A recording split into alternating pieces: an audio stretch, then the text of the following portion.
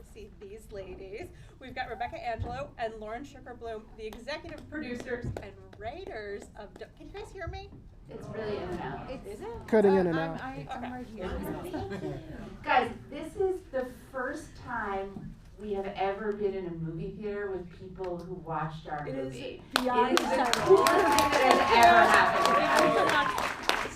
Thank you so much for coming. I cannot tell you. Thank you so much. Of the whole press tour, this is the best moment by far. It's also our first movie produced. So. Yeah, we've been writing movies for 11 years, and this is the first.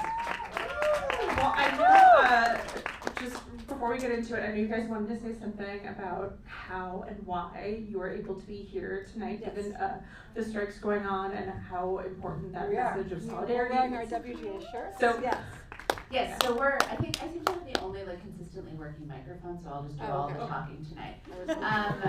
Lauren and I are here in our capacity as producers of the movie. We are also writers, and the writers of the film, and in solidarity with our guild, we are on strike.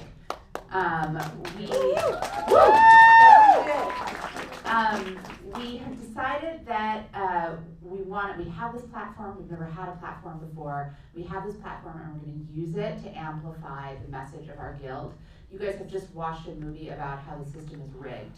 It's rigged on Wall Street, and it's rigged in Hollywood. The only path toward fairness is transparency. That's the message of our movie, and that's what we're fighting so hard for in Hollywood right now. So, you guys have mentioned this is your first film, but I think that everyone would probably love to hear a little bit about your background, because it is very interesting the way that it applies to the story you're telling. So we met as reporters for the Wall Street Journal, and 15 years ago, and became a writing partnership about 11 years ago, and then wrote for television and wrote many movies that did not get made, and executive produced many films that didn't get made. And so this is really, we did a lot of our own research for this movie as well as write it. So when this was going on, obviously there were a few other things happening in the world, but can you remind, what was it like the first time you heard this story? And you're like, that's an interesting story. That could be a movie.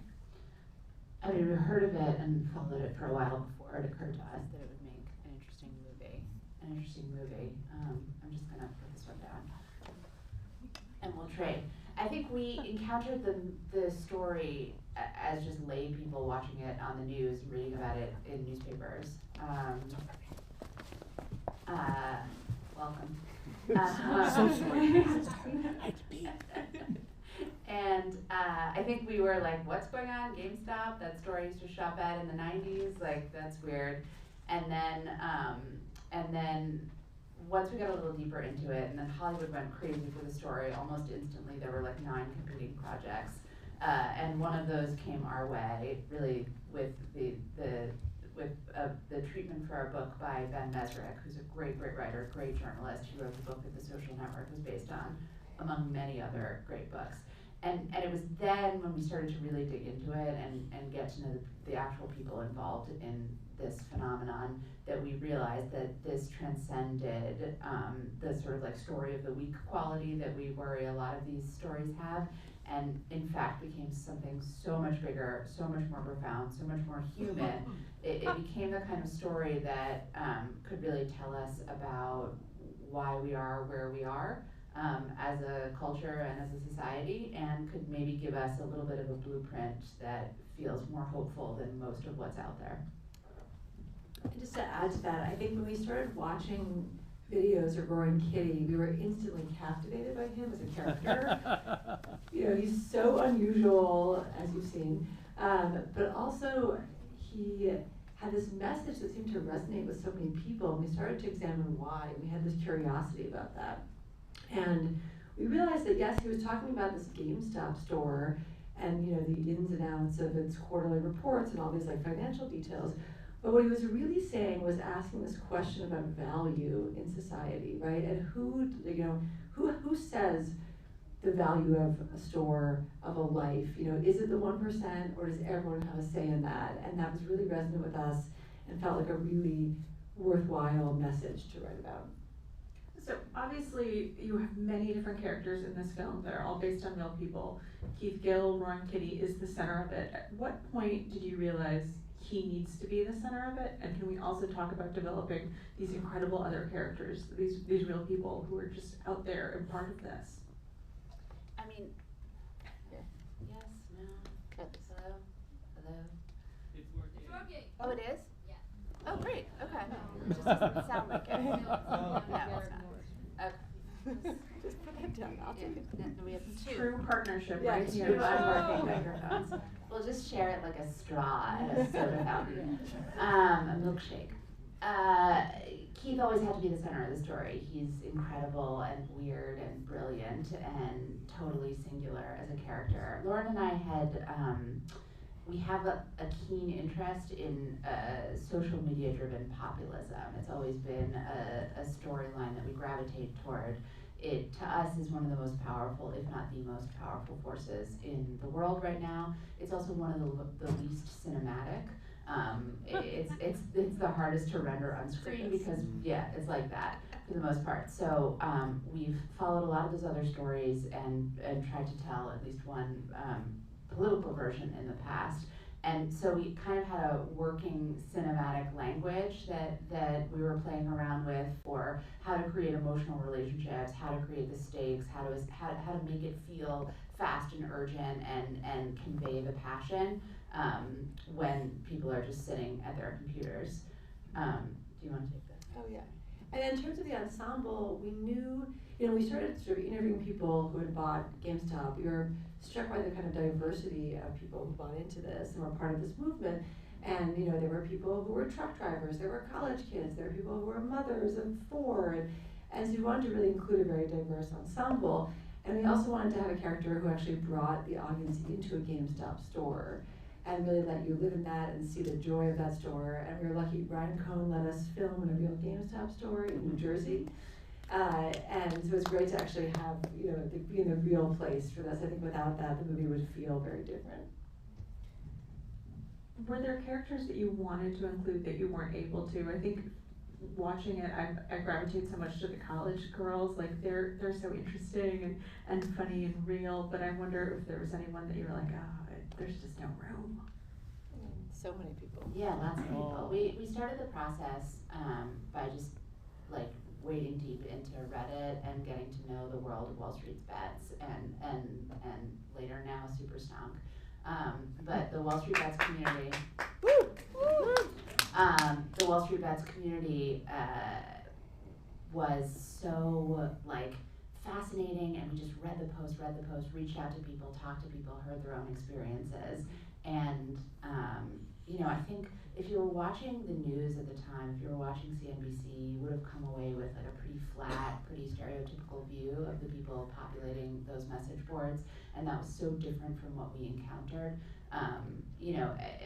Every diversity in every sense of the word, obviously racial, socioeconomic, global, geographic, people all around the world, people young, people old, and then also people who are very, very smart, totally self-taught, and then also people who have advanced degrees in economics.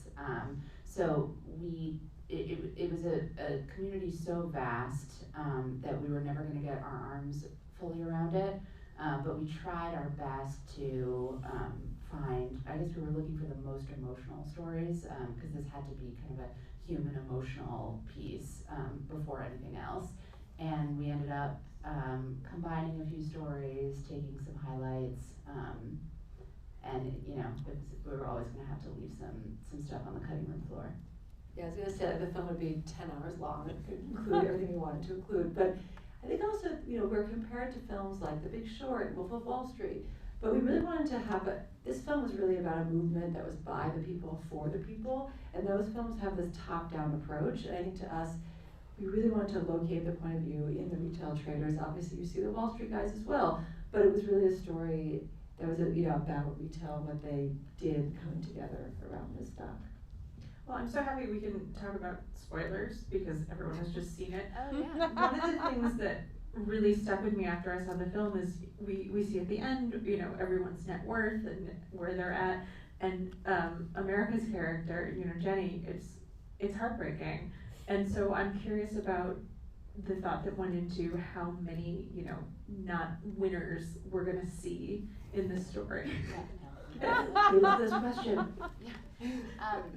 It's really important to us that that the notion that winning and losing money is too narrow a lens to evaluate how people fare in this story. The stories that we were most moved by, people won, lots of people lost at the hedge funds and on the retail side. But the stories that we were most moved by, that we heard as we were kind of like reporting and digging in to write the screenplay, were about the people who sold and regretted it and then scrambled to buy back in, or the people who held and lost everything and didn't regret it for a second and said it was worth the money. And to us, it really, those examples really landed the idea that this idea of value, that there was something at stake here that for many people was greater than money. And that was a point that was really important to make. So yes, Jenny's story is kind of heartbreaking, and also Jenny is kind of the soul of the movie and the hero of the film in that sense, because she put her principal above you know, her kids' braces, and that's okay. Yeah, I think also we want, you know, we wrestle a lot with people's net worth at the end and should they win or lose, and wanted to tell the reality of the story, which is that lots of people were left holding the bag with GameStop and did not make money off of this. But again, we're looking, you know, it's about people who kind of felt small during the pandemic. We certainly experienced that. And by being part of this, managed to make their voice heard and felt big. And there's really no price tag we can put on that. So I know that you guys have been working with director Craig Gillespie, who's a wonderful director before, and you brought this to him. And I've spoken to all three of you, and the partnership that you have and the way that you work together, I found really, really inspiring and exciting. So can you talk about when you brought this to Craig and how the story had to change? Yes, so we, as we said, we had written and sold many screenplays that did not get made before this. And one of those was a Chippendales movie that we were working on in Craig's house. You know, we were outlining it, we had written the whole thing many times, we had Post-it notes, moving scenes, and that film was in pre-production and did not get made, which is a normal course for most movies that writers do. And then we had written this film and kind of like mentioned it to him, and he was like, ooh, he bought into GameStop and lost money, so he was interested. And in terms of our process, we iterate. So we just write many, many, many drafts and versions of this. And when Craig cast this movie, when he cast Pete Davidson, we ended up rewriting that role in a very big way, which we could talk about. Oh yeah, it's important to us to say that of all the people you see on screen, Kevin is the biggest departure from the real person. We got to know Kevin Gill purely through his social media, and he is hilarious, very smart, clever, just cool, hardworking guy. And it was a very small role when we first wrote the first draft of the movie. You know, Keith Gill, you have to imagine who he's talking to. He's a very private person, but there's a little bit that we can glean here and there on the public record. And so Kevin was a you know, we know Kevin is a great runner the way Keith was. And we imagined them having some conversations about what was happening, about the crazy story that was unfolding. When Pete stepped into the role, with Craig's guidance, that character really changed a lot and departed a lot from its source material, and Pete really made it his own. So I know that when you guys were working with Craig on this sort of right before Keith was going in front of Congress for these hearings, how did that change what you guys had already written? Because it's you know, it's the third act of the film where everything is leading up to this really emotional, exciting moment. Yeah, I mean, we thought of this film like a sports movie when we were structuring it, and the hearings kind of became this like championship game where our main player, Keith Gill, is going to face off against everyone. And so we kind of structured the whole third act around the hearings. And also around this sort of metaphor of running with your dick out, which is inspired by a real life. Kevin Gill ran naked at Stone Hill in lightning. We found this little article about it and sat Craig down and we were like, this would be great because the thing about Pete Davidson. And he was like, no, what's the thing about Pete Davidson? And we were like, this thing. Anyway, so we ended up then creating this whole third act metaphor and that kind of built that final scene you saw as a payoff to that.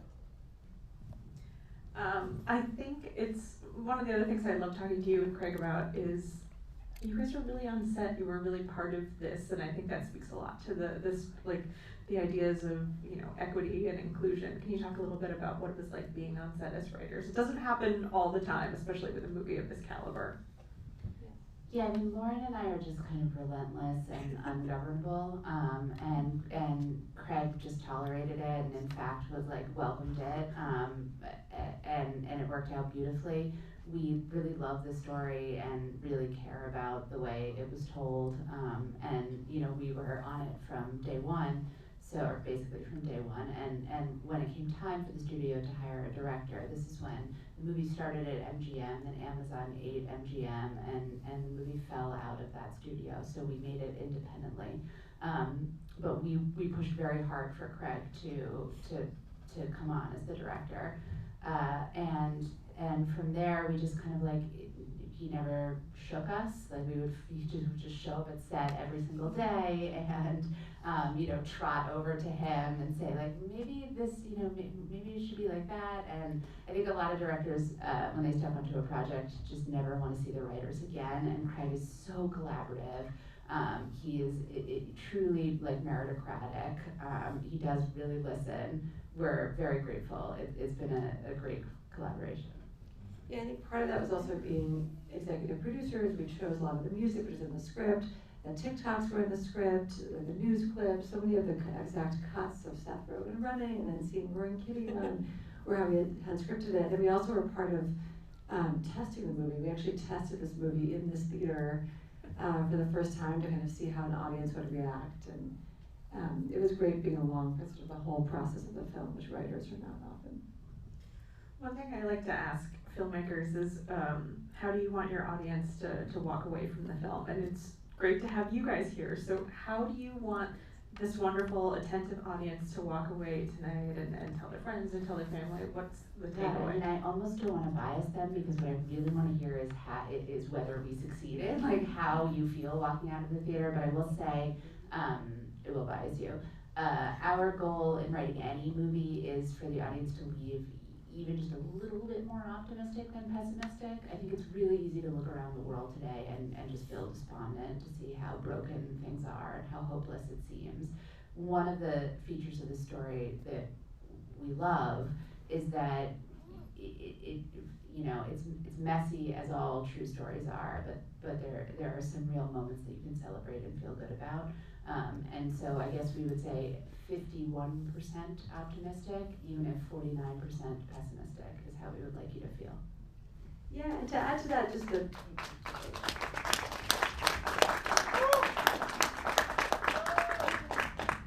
the power of collective action, right? That people actually come together and use their, kind of speak in one voice, you actually can, if not change the world, start a conversation that might change things. When we talk about the story, we say it's a little bit like a spark, and a spark is so easy to extinguish, but then a spark can also light a great flame. So there's something special about capturing something that's so ephemeral on the screen so that it can live for longer. It's like what Keith and the GameStop movement did for the very store of GameStop: buy it time, give it an opportunity.